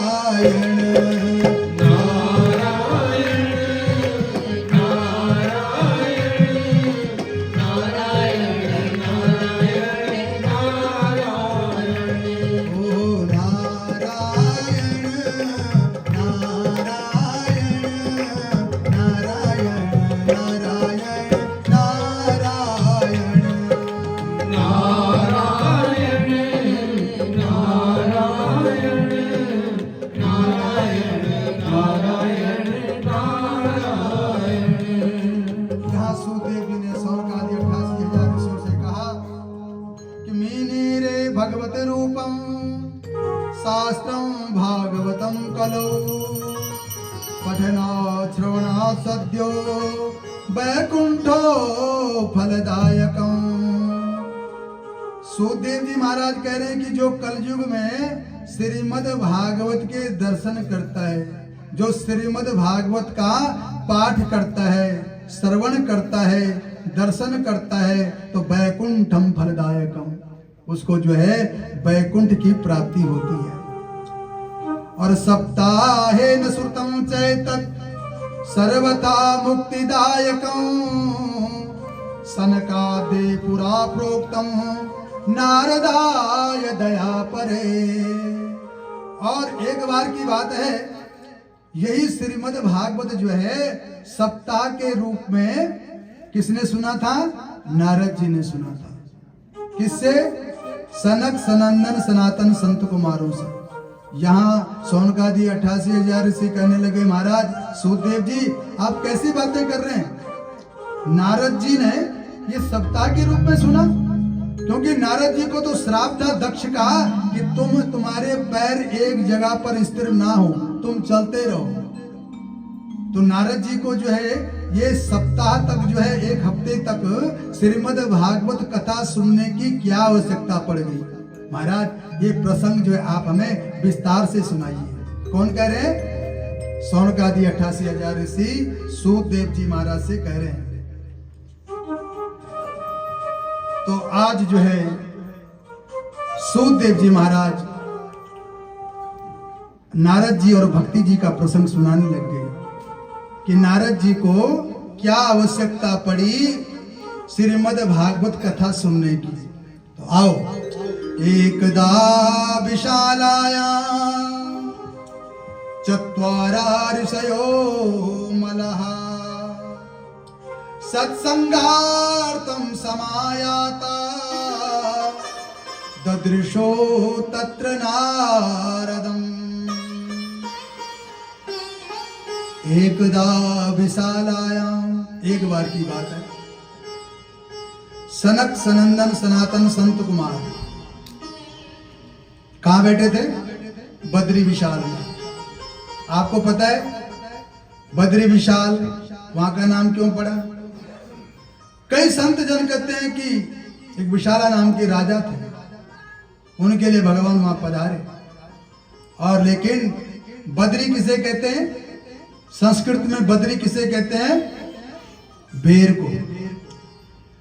क्योंकि एक बार भगवान के मन में संकल्प आया कि मैं अपने पुण्यों को बढ़ाऊं। ऐसा नहीं कि हमें ही तपस्या करनी पड़ती है, भगवान को भी तपश्चर्या करनी पड़ती है। तो भगवान नारायण के मन में एक बात आई कि मैं अपने पुण्यों को बढ़ाऊं, तपस्या के लिए जाऊं। तो जैसे ही भगवान नारायण तपस्या के लिए अग्रसर हुए तो लक्ष्मी मैया को पता चल गया और लक्ष्मी जी निवेदन करने लगी, प्रभु मैं भी आपके साथ चलूंगी। भगवान नारायण ने कहा, देखो लक्ष्मी मैं तपस्या के लिए जा रहा हूं, इसलिए तपस्या के लिए जाना, किसी को साथ में ले जाना, इसमें क्या होगा? अवरोध होगा, मन नहीं लगेगा। तपस्या के लिए क्या चाहिए? एकांत। जब तक एकांत जगह पर हम नहीं जाएंगे, अगर भीड़ भड़ाके में रहेंगे तो मन कभी इधर भागेगा कभी उधर भागेगा, मन नहीं लगेगा ठाकुर चरणों में। तो भगवान नारायण ने कहा कि हम इस समय तपस्या के लिए जा रहे हैं, आपकी आवश्यकता नहीं है हमें, हम अकेले ही जाएंगे। बहुत समझाया, नहीं मानी लक्ष्मी जी। भगवान आगे आगे जा रहे हैं, लक्ष्मी जी पीछे पीछे आ रही हैं। भगवान चले गए हिमालय में, और हिमालय में जो है वो सुंदर रमणीक स्थान जहां बद्री नारायण, जो उत्तराखंड में। तो जब बद्री वहां पर पहुंचे तो नारायण वहां पर तपस्या करने लगे। अब लक्ष्मी पीछे से आ रही थी। लक्ष्मी जी ने सोचा कि यहां तो बड़ी ठंड है, बर्फ पड़ेगी, मेरे प्रभु को जब भूख लगेगी तो क्या खाएंगे। तो लक्ष्मी मैया ने वहां पर जो है बेरी का रूप धारण कर लिया। बद्री कहते हैं बेर को। बेरी का रूप धारण कर लिया और उस बेरी के रूप में जो है भगवान नारायण की सेवा प्रारंभ कर दी। देखो बैकुंठ में भी तो करती हैं, लेकिन यहां भी नहीं छोड़ी कि मेरे प्रभु के ऊपर अगर जो है बर्फ पड़ेगी तो मैं बर्फ जो है संभाल लूंगी अपने ऊपर। तो जब भगवान नारायण की तपस्या पूरी हुई, भगवान की आंखें खोली, भगवान ने देखा कि जब मैं यहाँ पर बैठा था तब तो ये बेरी का वृक्ष था ही नहीं, ये कहां से आ गया। भगवान ने ध्यान लगाया तो लक्ष्मी जी। भगवान नारायण बड़े प्रसन्न हुए, कहा देवी तुमने मेरी सेवा यहाँ भी की, वहां तो करती थी लेकिन तुमने मेरी सेवा यहाँ भी नहीं छोड़ी। लो हम वरदान देते हैं, आज से जो है इस तीर्थ का नाम, पहले तुम्हारा नाम आएगा बद्री। इस तीर्थ का नाम जो है बद्री नारायण होगा। और जो बद्री नारायण के दर्शन करेंगे उनको जो है साक्षात मेरे बैकुंठ धाम के दर्शन हो जाएंगे। बोले बद्री नारायण भगवान की जय। तो सुखदेव जी महाराज कह रहे हैं कि एक बार एकदा विशालायाम चत्वारा ऋषयो मला सत्संगार्थम समायात ददृशु तत्र नारदम। एक बार सनक सनंदन सनातन संत कुमार जो ब्रह्मा जी के मानस पुत्र हैं, उनके मन में विचार आया कि चलो बद्रीनाथ में चलते हैं। अगर कोई सत्संग करने वाला मिल गया, अगर कोई सुनाने वाला मिल गया तो उनके मुखारविंद से सुन लेंगे, अगर कोई सुनने वाला मिल गया तो उसको सुना देंगे। इस भावना से एक पत्थर शिला पर बैठे हुए थे। कौन? सनक सनंदन सनातन संत कुमार जी। मेरे भाई बहन, जब वहां नारद जी को देखा उन्होंने आते हुए तो बड़े खुश हुए, बड़े प्रसन्न हुए। उन्होंने सोचा कि अब जो कोई हरि का प्यारा हमें मिल जाएगा। और जैसे ही नारद जी थोड़ा नजदीक आए तो उन्होंने देखा नारद जी तो बड़े उदास हैं। क्या हो गया नारद जी को? तो पूछने लग गए कि कथम ब्रह्मन दीन मुखा कुतश्चिंता तुरो भवान त्वरितम गम्यते कुत्र कुतश्चागमनम तव। कथम ब्रह्मन दीन मुखा कुतश्चिंता तुरो भवान। हे नारद जी, आपको क्या हो गया? हमने तो सुना था हरि का दास कभी नहीं होता उदास, लेकिन तुम्हारे मुखमंडल पर तो आज चिंता झलक रही है। मेरे भाई बहन, जो व्यक्ति उदास होता है, जो टेंशन में होता है, तो अगले व्यक्ति को पता चल जाता है कि आज जो है ये टेंशन में है, ये चिंतित है। आज सनक सनंदन सनातन संत कुमारों ने प्रश्न किया, नारद जी क्या बात हो गई? तुम्हारा मुखमंडल जो है मलिन लग रहा है, कौन सी चिंता सता रही है? क्योंकि चिंता तो ग्रस्तियों के मुखमंडल पर दिखाई पड़ती है, लेकिन आप तो भगवान नारायण के दास हैं, आप तो हरि के दास हैं। आपके मुखमंडल पर जो है ये चिंता अच्छी नहीं लगती। आप कहां से आ रहे हो और आप कहां जा रहे हो? त्वरितम गम्यते कुत्र कुतश्चागमनम तव। तुम कहां से आ रहे हो और कहां जा रहे हो? आप अपना दुख का कारण हमें बताओ। सनक सनंदन सनातन संत कुमार कह रहे हैं नारद जी से। जब इस प्रकार से प्रश्न किया तो नारद जी को आज अपनी दुखी का, अपनी चिंता का कारण बताना पड़ा। कहा कि अहम तो पृथ्वीं यातो ज्ञातो सर्वोत्तमामिति पुष्करं च प्रयागं च काशीं गोदावरीं तथा। नारद जी अपने दुख का कारण बताने लग गए, अपनी चिंता का कारण बताने लग गए। हे सनक सनंदन सनातन संत कुमारों, आप मेरी चिंता का कारण जानना चाहते हो तो लो जानो। अहम तो पृथ्वी यातो ज्ञात्वा सर्वो तमाम मिति। हे ऋषियों, मेरे मन में विचार आया कि मैं पृथ्वी में जाकर के उन दिव्य तीर्थों के दर्शन करूं जिन दिव्य तीर्थों में जो है भगवान का वास है। ऐसे भाव को लेकर के मैं पृथ्वी पर जब आया तो कहां गया? पुष्करम च प्रयागम च काशीं गोदावरीं तथा हरि क्षेत्रं कुरुक्षेत्रं श्रीरंगं सेतुबंधनं एवमादेषु धैर्येषु ब्रह्ममाणा इतस्ततः। बड़े बड़े तीर्थों में गया। पुष्करम, पुष्कर कहाँ है? राजस्थान में, जहां केवल एकमात्र ब्रह्मा जी का मंदिर है, पुष्करम। प्रयागम च, पुष्कर में गया, प्रयाग में गया, जहां तीनों नदियों का संगम है, तीनों यमुना, गंगा यमुना सरस्वती। प्रयाग में, जिसका नाम पहले इलाहाबाद था, अब जो प्रयागराज किया गया, कहा प्रयाग में गया, काशी जी में गया, लेकिन मुझे कहीं भी शांति नहीं मिली। हरि क्षेत्रम कुरुक्षेत्रम, हरि क्षेत्र कहाँ है? हरिद्वार, हरिद्वार में भी गया। कुरुक्षेत्रम आप जानते हो हरियाणा में, कुरुक्षेत्र में गया। सेतु बंधनम रामेश्वरम, मैं बड़े बड़े तीर्थों में गया लेकिन मुझे कहीं भी शांति नहीं मिली। एवमादेषु तीर्थेषु ब्रह्मवाण इतस्तता, मैं सभी तीर्थों में गया लेकिन मुझे मेरे मन को जो है शांति नहीं मिली, मेरे मन को कहीं शांति नहीं मिली। ना पश्यम कुत्र श्रीमा मना संतोष कारकं कलिना धर्म मित्रेण धरेयं वादिता धुना।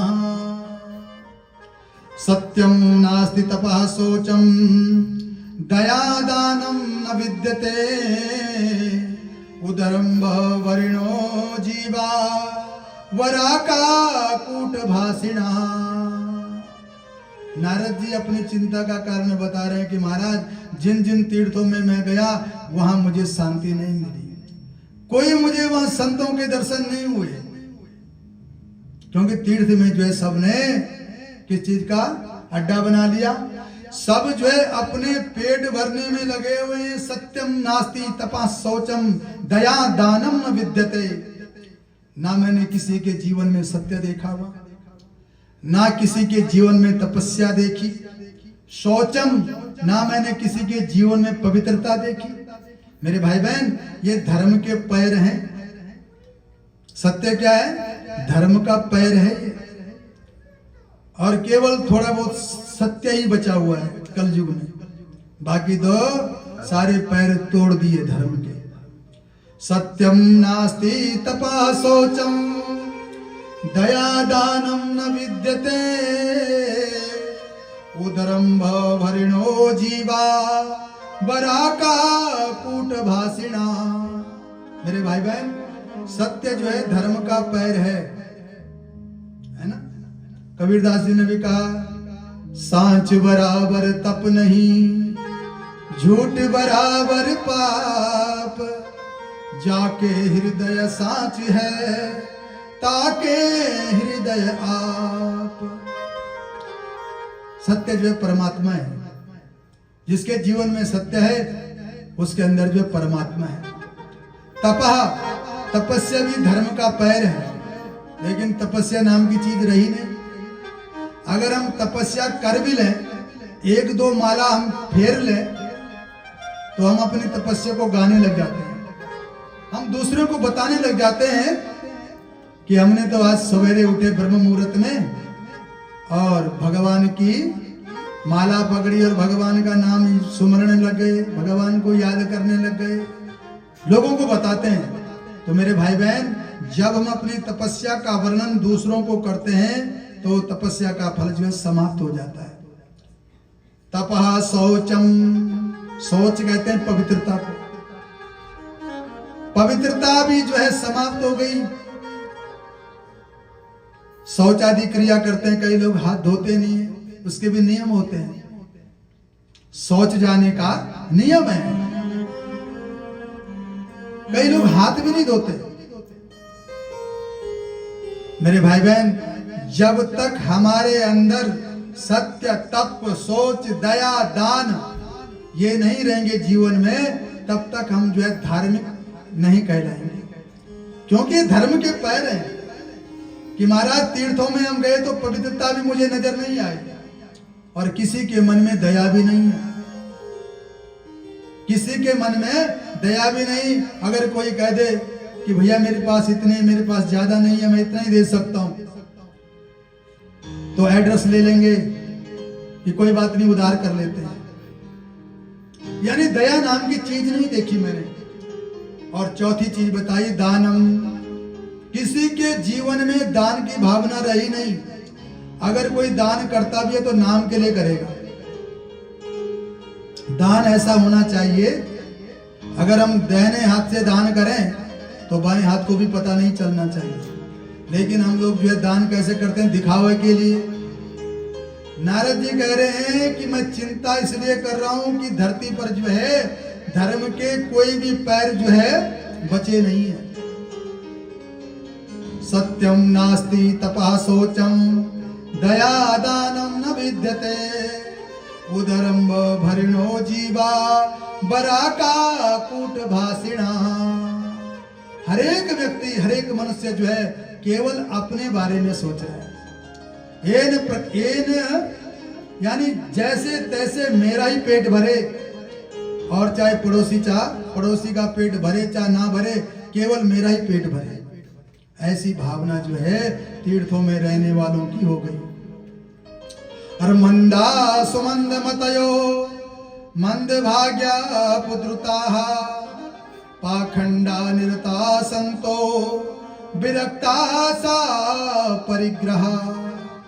तीर्थों का वर्णन कर रहे हैं कि लोगों ने जो है वहां तीर्थों में रहने वालों ने वहां पाखंड फैला रखा है।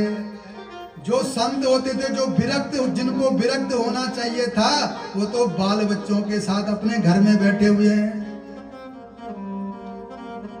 तीर्थों का वर्णन कर रहे हैं। तो कहते कि जब मैंने तीर्थों में गया तो वहां मेरे मन को संतोष नहीं मिला। तब मैंने सोचा कि चलो अब गृहस्थों के घर में भी तो जाएं, गृहस्थी लोग अपना जीवन कैसे यापन कर रहे हैं। तो नारद जी कह रहे हैं कि जब मैं गृहस्थों के घर में आया तो गृहस्थियों के घर में क्या देखा? तरुणी प्रभुता गे शाल को बुद्धिदायक कन्या विक्रयणो लोभात दंपति नाम सकलकनम। जब मैं गृहस्थों के घर में गया तो घर में किसका राज देखा? देवियों का राज देखा। देवियों का राज जो मैंने घर में देखा, और भाई भाई में कितना प्रेम होता है, लेकिन वो प्रेम नहीं देखा। कहा अगर किसी ने कुछ कारोबार करना हो, कोई दुकान खोलनी हो, तो भाई चाहे कितना बड़ा समझदार क्यों ना हो, अपने भाई की सलाह नहीं लेगा। किसकी सलाह लेगा? शाल को बुद्धिदायक कहा। अपने साले साहब को फोन करेंगे, कहेंगे भैया हम जो है इतना बड़ा व्यापार शुरू करने जा रहे हैं, तो आप हमें जो है कुछ परामर्श दो।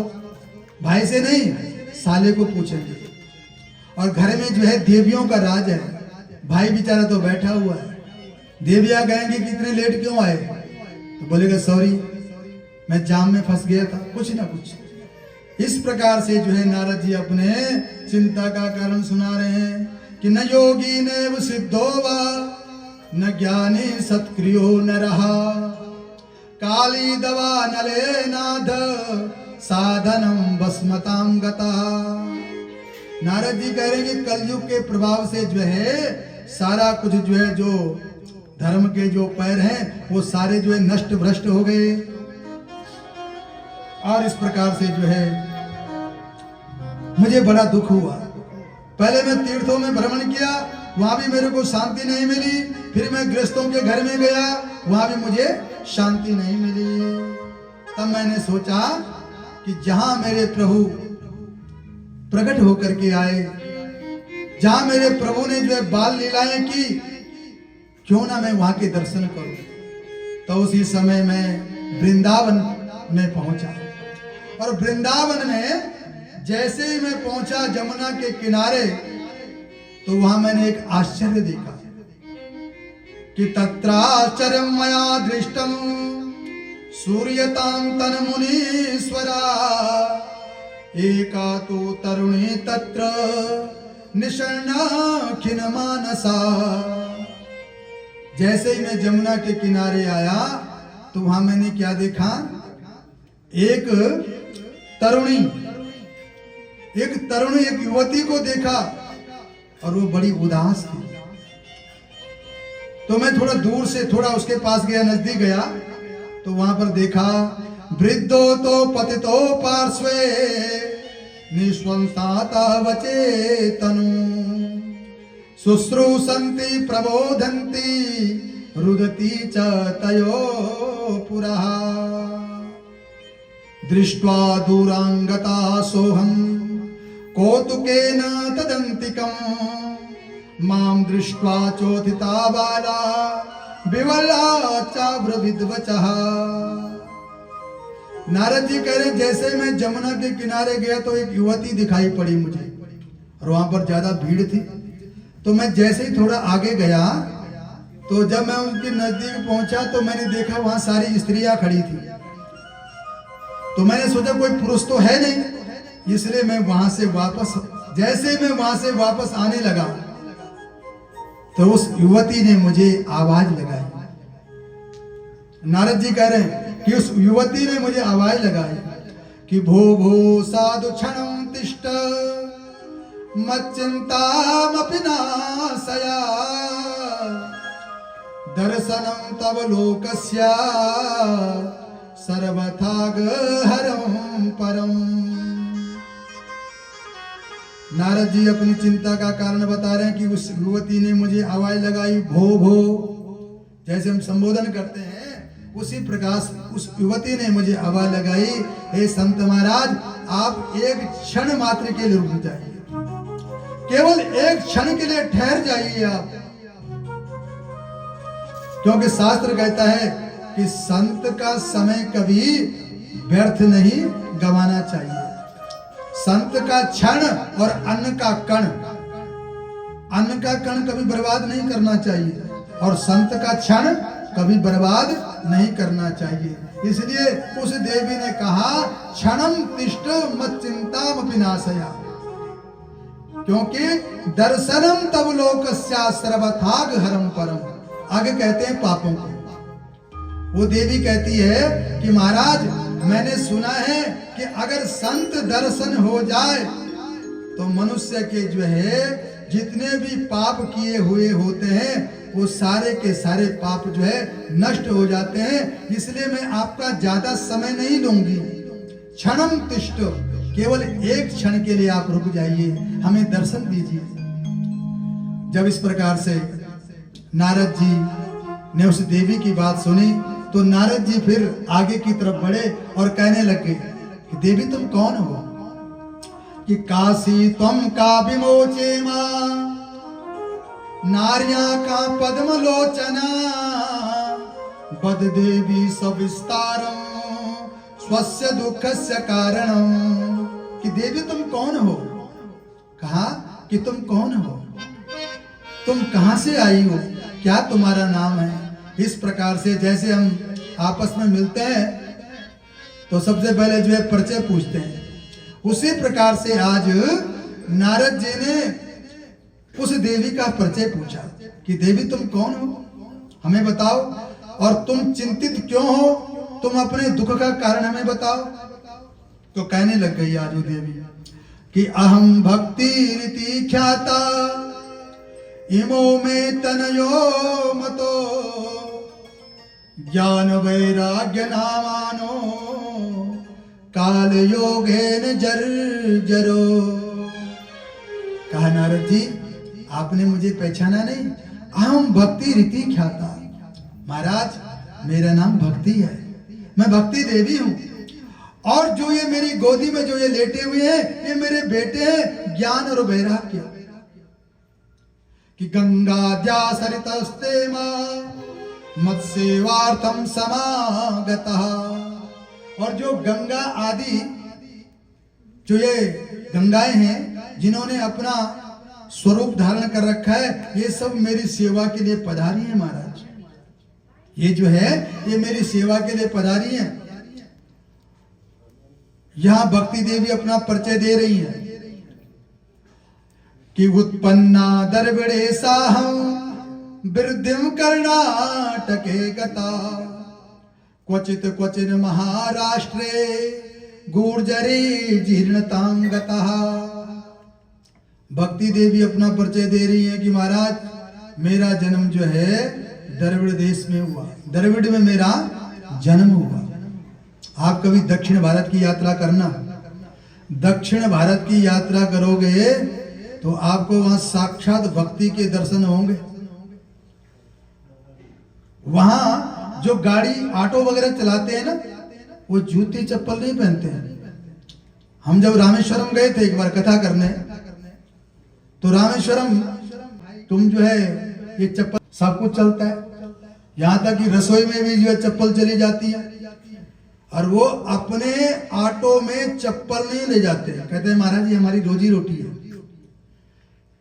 अगर आपने भक्ति के दर्शन करने तो आपको जो है दक्षिण भारत की यात्रा करनी पड़ेगी।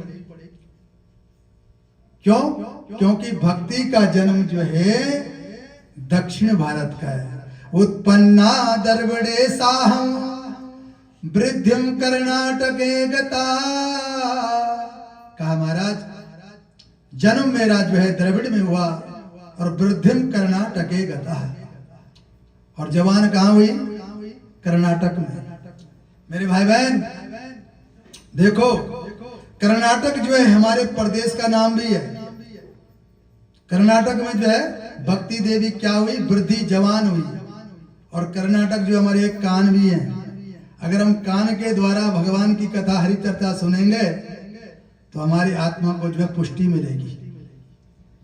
कर्नाटक जो है ये हमारे कान भी हैं, और कानों के द्वारा ही जो है भक्ति हमारे जीवन में जो है प्रफुल्लित हो सकती है। वृद्धिम कर्नाटके गता क्वचिन क्वचिन महाराष्ट्रे गुर्जरे जीर्णताम गता। और कभी कभी मैं महाराष्ट्र में जाती थी घूमने के लिए, और जैसे मैं गुजरात में आई तो गुजरात में मैं जीर्ण शीर्ण हो गई, बूढ़ी हो गई।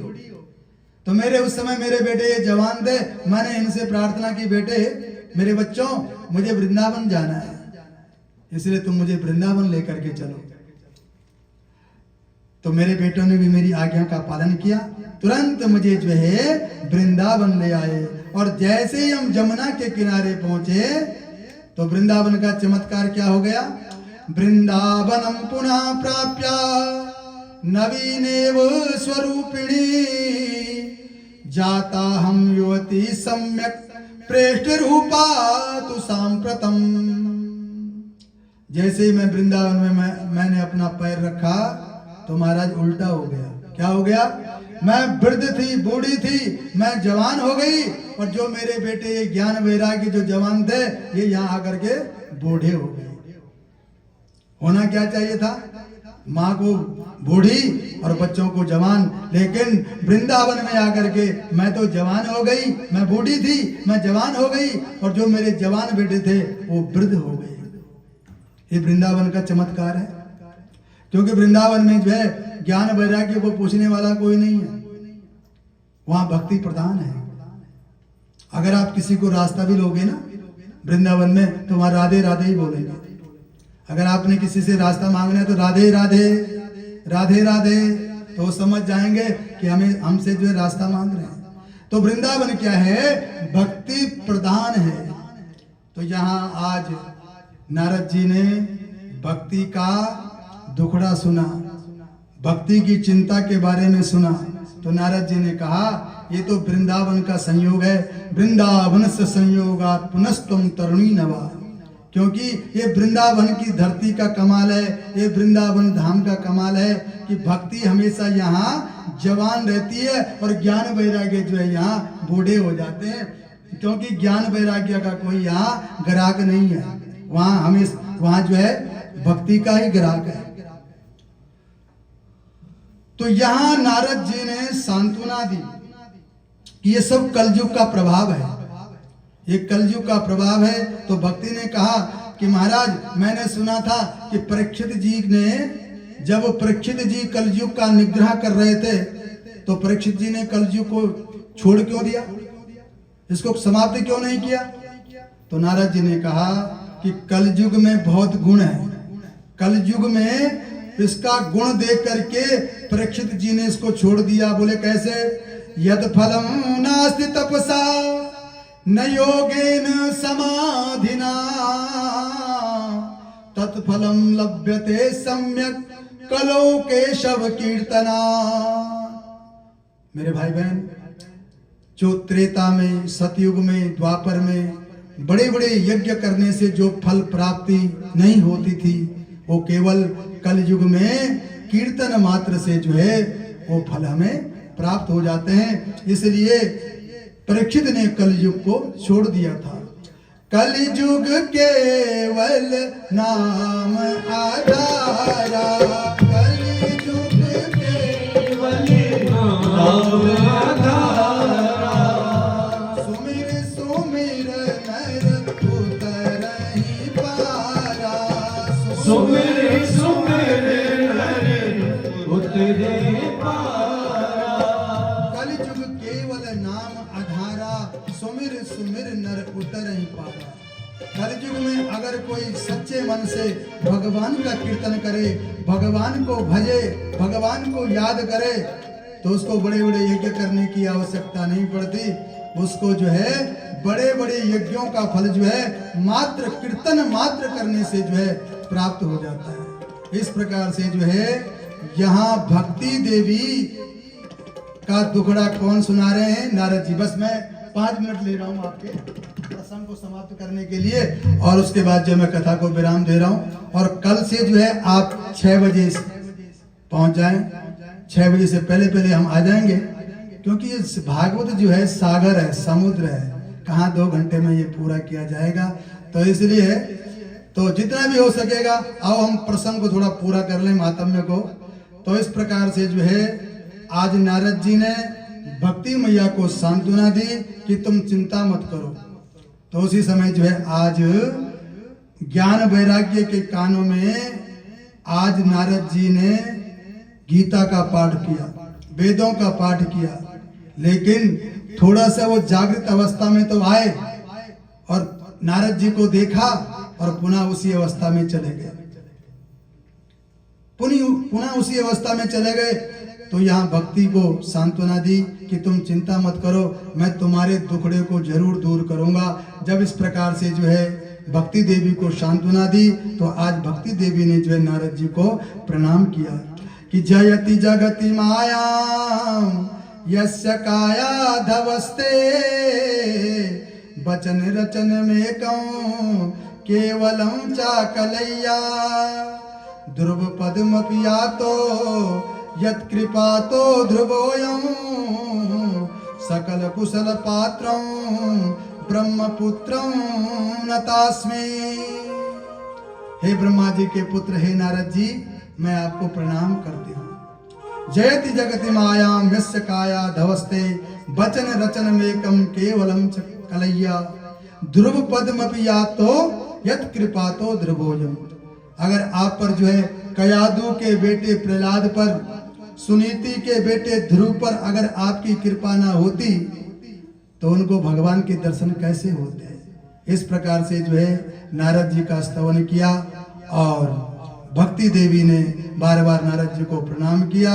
और यहाँ नारद जी ने जो है अपनी चिंता का कारण भक्ति को सुनाया और सौनकादि ऋषियों को सुनाया। और उसके बाद सौनकादि ऋषियों ने कहा कि आप चिंता मत करें। सनक सनंदन सनातन संत कुमारों ने कहा इसका उपाय हमारे पास है, इसके लिए तुम श्रीमद् भागवत की कथा करो। तो श्रीमद् भागवत की कथा कहा महाराज मैं कहाँ से व्यास लेकर के आऊंगा, आप ही मुझे सुना दीजिए। तो उन्होंने कहा कथा यहाँ पर नहीं होगी, कथा जो है हरिद्वार में होगी। गंगा द्वारे समय पेतु तटम आनंद नामकम, आनंद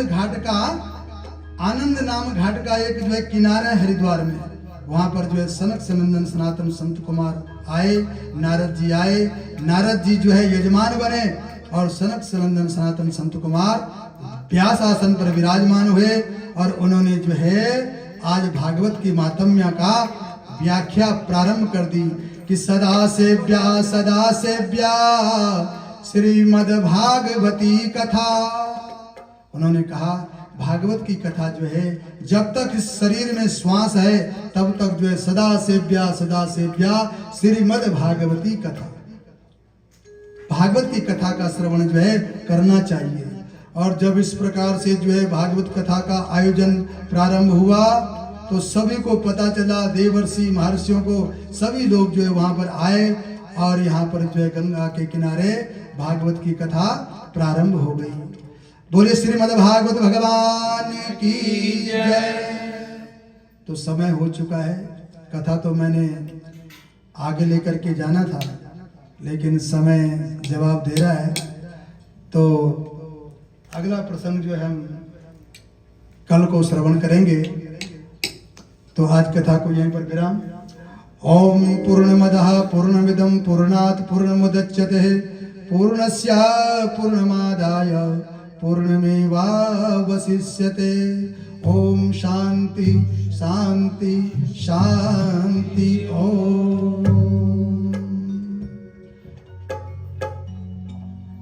ओम सच्चिदानंद रूपाय विश्वोदपत्यादि हेतवे भगवान जी के विश्व स्वरूप और विश्व स्वरूप में ब्राह्मण जी का आगमन और ब्राह्मण के बीच में व्यास जी का आगमन।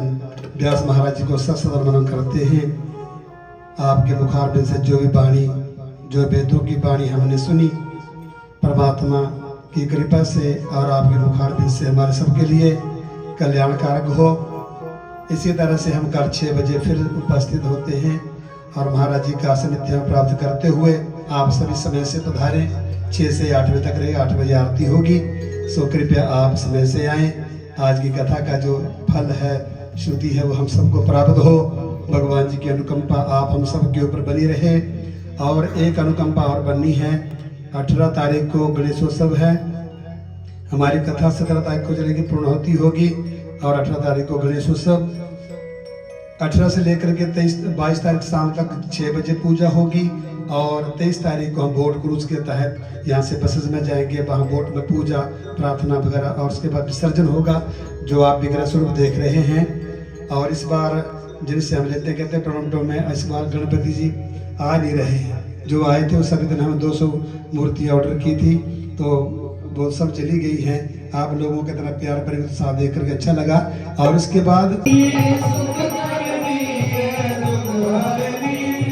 मधुसूदन की आरती, पापियों को